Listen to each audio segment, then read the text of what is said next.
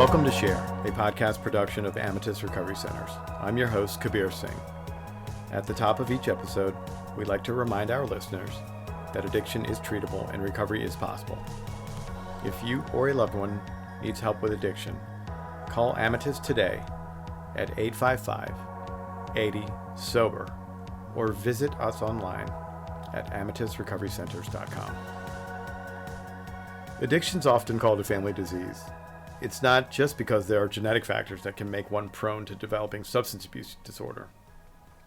Even for family members who do not use substances, the condition often takes a toll. Dealing with a family member who has addiction is the topic of our show today. Our guest is Kelly Silberman. She is the wife of Amatus Recovery Centers co-founder and COO Michael Silberman. In July, Michael will have 16 years of continuous sobriety clean time. She and Michael have been married for 9 years, but have been together for much longer than that. So Kelly has seen Michael before, during, and after his active addiction. We're thankful to have her join us in the studio here in Owings Mills, Maryland today to share her experience and strength with us. Hi, Kelly. Welcome to Share. Hi. Thanks for having me. So I have the privilege of knowing you, and it's funny because we introduced him as Michael, and I often call him by his full name, Michael, too. I just have a habit of doing that. So, but our listeners don't, and it's an interesting lens into a whole sort of runway of what Mike was like in active addiction. I knew you knew him long before he got clean. I think there was a period where you knew each other. Yes. And then maybe you lost contact for a bit. Yep. So I actually met Mike when I was 19, and he was still in a band, and he was still using, which I had no idea at the time that he was using. I walked into a bar, saw him on stage, thought, love this man, I'm going to follow him. But I had no clue that he was using. Yeah. And then we lost touch, got back together. I mean, it's a whole story up and down. But yeah, I knew him when he was using. Then when he got clean for a short period of time, and then also him relapsing at a point, and then in and out of touch until eventually we dated and then got married. So you didn't even know, you said, I heard you say, I didn't know he was using. So you didn't even, at that point, let's just go ahead and say, so you're so green that you don't even know what to look for. Exactly. I had no clue. Like, as far as he had asked to borrow $20 from me, and I literally thought it was just for gas. Like, I had never in my mind thought he was going to use drugs. Right. Yeah. Yeah, and I think that's often the case with family members is what would I need $20 for? Well, I need to go to the store and need for gas or pack of cigarettes, whatever. Yeah. Whatever. Not heroin. Not intravenous. Yeah. Exactly. So, You spoke about a relapse there. So there was a period of time where he was clean. What did that look like for you two? Was he engaged in recovery, or is he just not using? So it's funny. We were never overly close. We had an in and out, touch and go friendship. And I think, thinking back on us having conversation, it was a lot because through his addiction, people, I think, were in and out on him. You know what I mean? Didn't want to trust him again, or he had done them wrong. So I was kind of always that constant. If he called me, I always answered the phone, whether it was 6 months, 9 months, whatever. So I had known for a period that he had left the band in which I met him, and he went to treatment, and he came back. And I remember just randomly saying, I'm just going to call his phone and see if he answers. He answered, and he was, you can't see me doing it, but he was quote unquote clean. But he just still sounded miserable. He still just didn't sound happy, or what I believe the definition of clean and sober would be. Right. That sort of freedom that I'm pretty sure that you know what's involved. I mean, by extension of so many of us that you now know, you're able to understand today what that freedom really looks like, and probably in contrast to what it was like then. So how soon after Michael got clean, this most recent time, would you say this most recent time now is what, 15 years, right? Yeah, I think we were just talking about it the other day. I think when we got married, so let me start. When we started dating prior to being married, I think he only had 2 or oh gosh, maybe 2 or 3 years clean. Mm-hmm. So that was interesting. Were you able to relax at that? I mean, so It's funny. I was never stressed out about his using, and I don't, maybe because we weren't ever overly close. He was always really active in his addiction, but I do recently, within the last year, my mom had asked me, "Oh, it must be so nice not to worry about him relapsing," and it was one of the very few times that I thought about it, but I never fully closed that chapter thinking he'll never use again. I mean, we've seen a million times people go out over 10 years, right. 16 years. So I don't think it's not that I'm stressed, and it's not that I'm relaxed. There's somewhere in the middle where you're always vigilant. You always know that it is an option if there is not recovery present in his life. Right. And that's really true in the I suppose in the clinical world is we call those who support our recovery or whatever process we're in, our natural supports, and of which I would fall into for Michael, and you certainly do as well as his spouse. And relapse is certainly can be part of the process, doesn't always have to be, and remaining vigilant around that is something. Certainly, I'd like to encourage listeners here who are listening to this podcast to while being supportive of recovery, seeking not to enable certain aspects of addictive behaviors and the like, and I know. So speaking a little bit about that, mm-hmm.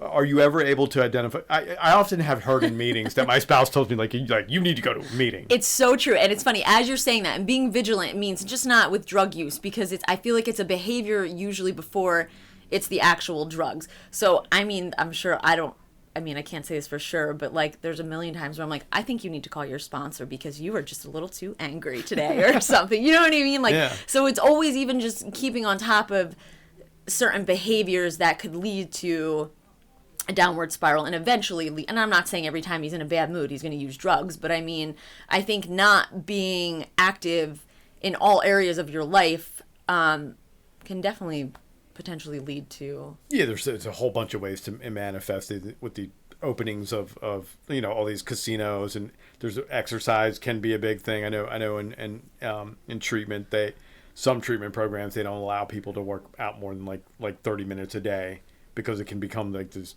3-4 hour things where they're all in on the exercise, and it becomes it can actually damage as well more than it can do anything else. And so so you haven't experienced substance use disorder yourself? No, myself, no. No. But what would you say you've learned over all these years by either extension of Michael or your extension of these businesses, I suppose, too? So I think what I've learned mainly about so I always say it's like for people who don't know someone in recovery or recovery in general, don't work in the field, they think that these people are just bad people who are using drugs, when in reality they're such good people who are just uncomfortable with being themselves. I think that's probably the biggest thing that I've learned, and also I have a ton of takeaways from the program. I mean, I'm sure everybody has said it a million times. I think everybody, even a quote-unquote normal person, should use these steps. I've learned so much from Michael in the last, however long we've been together, 15 years, whatever it is, about myself through watching him use the program. Like, just because I wasn't using drugs doesn't mean I was always healthy. So it was really nice to have somebody who had a foundation and a place to work out all of the things that we all struggle with just through growing, and just how to be healthy, how to work on things, how to take a look at yourself, how to just continuously work on being a better person and being the person you want to be. The process of recovery can I know certainly it can transcend all sort of areas of my life. I learned about, certainly with my daughter, mm-hmm. The sort of cascade effect of how she sees me conduct myself. And seems like that as she's getting older, soon to be 15 years old, that I know, where does the time go? But that there's certain attributes of recovery that she's latched onto, and it wasn't even intentional, right? It sort of just happened. So Matt, it sounds like that happened for you as well. I think one of the things the world lacks in a great many ways, or people in the world lack, is a way to look at themselves. It's a difficult thing. It is. And also just, especially, and I don't know, I can't say for every man, but I think it's difficult for men to speak to other men intimately about certain things that you would never really want to tell somebody else. So seeing him be able to be vulnerable with his people who he's close with in recovery, his sponsor, and then that also in turn helps him, I just think, dive a little deeper and able to be not afraid to show some emotion. So that's been really cool. The therapeutic value is sort of unmatched. And listeners who are on right now, listening to Kelly and I talk, this is predominantly that this work that we're talking about is done in 12-step fellowship. And it is a great access point. Very essentially no money to belong to it, versus other ways of quasi aftercare. I guess there's lots of different aftercares, right? Once you get out of treatment, but the one of them that's highly recommended is 12-step recovery, and that's what you're talking about here in the steps. What do you actually know any of these steps? All the steps? Yeah. I mean, sometimes I don't know. So he'll say I'm working on the 5th step, and I'll be like, oh, is that the one where you have to write everything down? And then the next one's where you really share it. So like, I'm getting really familiar with it all. And again, it's like things that I could write about myself. It doesn't just have to be. And I've also realized watching him do the steps over the years, how the steps have changed topic. Like, it always started with the drugs, but then it became different defects and reasons why maybe he used. And then maybe that the next time he's working the steps, it's because he's struggling with personal relationships or work relationships or anger or whatever it may be. What's the thing that stands out to you the most, that most pronounced thing that you've learned about addiction over these 15 years plus that Michael's been clean? Is it that what is like in flashing red lights to you? That's such a good question. I think, again, it goes back to just the misunderstanding of people who are using drugs. It doesn't mean, they're going to steal your purse and kill your grandma. It's these, I think it's like that stupid quote, it works if you work it. It really does. Like, I truly believe that if these people could just give themselves a little bit of a chance, that it really does work, and you can be like the person that you've always actually wanted to be, if not more than the person you ever thought that you were going to be. That's a great way to say it. People often find out that they become far more than they ever imagined, and latching onto a life in recovery. And really, all honesty, whether it be 12-step or otherwise, there's multiple pathways to this. Some people find it in church, others find it there's sort of other programs that just things called Smart Recovery and Celebrate Recovery and things like that. I think they all share baseline strengths, right? That sort of self-discovery process. And it's kind of whatever. I don't care how you get there, just get there. Yeah, no, there's a lot of freedom in that. What would you say you discovered about yourself? About myself? Yeah, that's interesting. That's a really good question.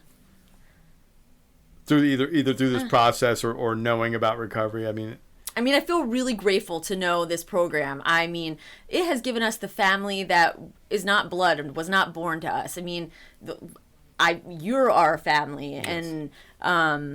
And your kids become our family. It's such an amazing world of people. I'm not saying there's not some not so wonderful people out there, but overall, it gives you so much more than just being clean. Yeah, when you peel away the layers, and people that have done a bunch of the heavy lifting and the work, I would tend to agree with that. There's nothing like having friendships where you sort of don't have to have your guard up, versus exactly these sort of surface level. And being able to be honest with these people, and people being able to have constructive conversations and solution-oriented people. So the family needs to heal too. I don't know if you ever heard that. By the fact that you are Michael's spouse and have had interactions with his family, Mm-hmm. you know, his sibling, his brother. Mm-hmm. How has that taken on? What did that look like back way when? And It's so interesting. I love this topic because I didn't feel like I ever really needed to heal. I don't feel like I was ever personally victimized by him and his using. However, his parents and his brother were extremely, they really, went through it really hard. And to watch him get that back has been amazing. I mean, his brother has always looked up to him. And I know it was probably really difficult for him when Mike was using. And now the relationship that they have now has just taken leaps and bounds. And the relationship that he has with all of his family. I mean, there were times his extended family just wouldn't trust him, wouldn't let him be alone in a room in their house or anything like that. And now they're asking him, hey, will you house sit? Will you watch our kids? Will you come over? It's just... everything that he has gotten back with his family is 1,000% through him working the 12-step program. And his family, in my opinion, has healed. And they are so grateful for this program and for the people in it. It's unreal. Yeah, but similar sort of circumstance with me. I have brothers that love me. You know, at the end of the road for me, my eldest brother came to confront me, I guess is the best way to put it, because I was at the end of the road there, and a cousin of mine, and the cousin was the one, and he was a drug addict in our family. He'd been using heroin for since he's 18. Unfortunately, he died when he was 50 in 2000, and gosh, he was 18 now, and I was able to see by the extension of that his parents, my cousin's parents, my uncle and my aunt were never able to fully sort of heal from that. So the process is therapeutic throughout the whole family. Again, this sort of cascading effect. I know my daughter takes pride in the fact that, to her, it's like my dad doesn't drink, right? Isn't it so cool that that's how it's looked at? It's not looked at in a negative way, like, oh, my dad doesn't drink, or my dad. It's like, yeah, my dad doesn't drink. Like, it's like he doesn't need that. It's so cool. And I know you have a different situation with Maya as far as the times, that you were using during her life. But yeah. It's so also with the family. It's like Mike's kids don't ever have to see him use if he doesn't want to. Nope. And that's like the other super cool thing. And I mean, luckily I missed that. Maya was like, she doesn't remember. God. I asked her, I was like, what's she's like, I don't remember. The only thing I remember, like, you generally like had a cigarette hanging out of your mouth all the time. It's like, that could happen at any point. I would just, yeah. Yeah. What would you tell someone who's currently dealing with a loved one in active addiction? It's so difficult because I feel like it depends on that person's point. I mean, are they wanting to get help? Are they just using because it's like you can lead the horse to water, but you can't force them to drink.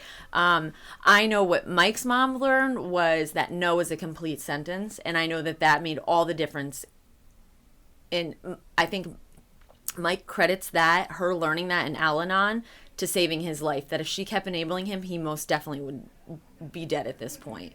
So you bring up a great point. So she attended Al-Anon. I knew you didn't, so I figured not to ask. Yeah. So do you know about that? I know that, of course, I'm interviewing you and we're talking about you, but I mean, no, for sure, I definitely do, and I know that definitely made all the difference for her. I mean, they didn't know what to do. I mean, how the heck do you know what to do? I mean, she's a social worker. She's versed in addiction and different mental health topics, but yet she still didn't know what to do, and she needed this Al-Anon to help her and teach her that she has to say no. Giving him the money or a place to live or another chance or a new car eventually was just going to lead to more of his demise. So learning to say no to him really changed. It was a total game changer. It is quite candidly the antithesis of parenting. And I can't imagine as a parent saying no to my kid if they're they show up sick and suffering at your door, right? And with a backpack or a hefty bag, and I got no place to go. And you shutting the door and saying sorry. I'm sorry. This isn't the place either. Yeah. So I guess it depends on the situation with who the person is and where they are in their recovery or their addiction.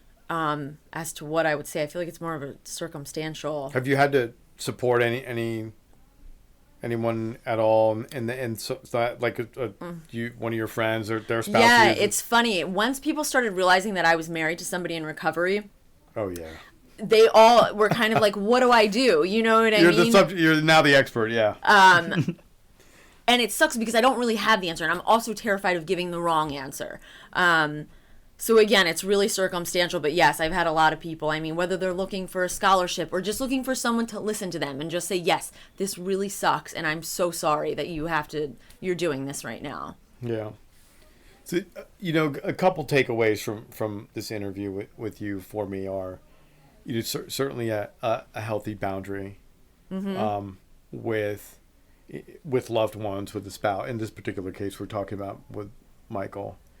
And while we are supportive of recovery, to not, foster bad behaviors or nurture anything that we can identify. You certainly have shared with the listeners here and myself, certain things to look for in that as well. But to find either support ourselves, while it may not have been your particular pathway, the families out here do have Al-Anon, they have Nar-Anon, to participate in.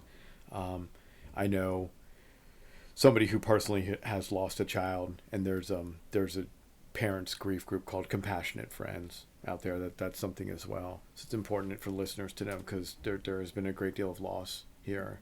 Yeah, which is so sad. And also on that topic, it's even though you're not in recovery, go to the meetings. I go to meetings all the time. It's really cool to feel connected and a part of. I wanted to ask you that. Yeah.